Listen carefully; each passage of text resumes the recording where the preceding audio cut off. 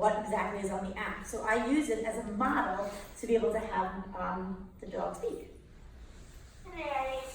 So for my students, this is a lot more reinforcing than me modeling what they get to see. So when he speaks, they're like, wow, this is so cool. It's a lot more fun. Apparently there's severe thunderstorm warning if anyone is very concerned. Also, we have students who are using writing software to be able to communicate. So for my students, they are able then to share if they're nonverbal, or they're able to, they're nonverbal or they want to share their writing, but sometimes they're a little shy to do it. The flower is yellow. The bag is blue. The frog is green. The cat is orange. The flag is purple. The fish is pink. The dog is brown. The bird is gray.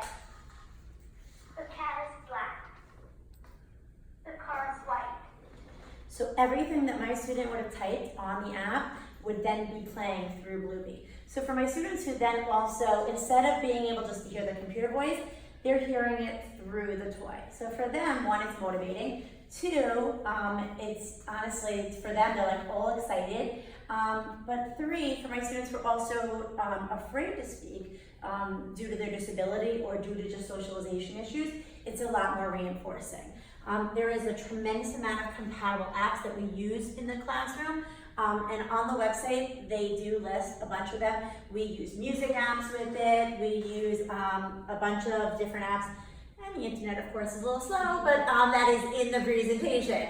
So another thing that we do, the Bluebee app, when you go into it, you'll see that it promotes EDL skills. So there's a house that you'll go into, and it has different places you go. So one of the things that we worked on with a lot of our students is one of the rooms is a shower.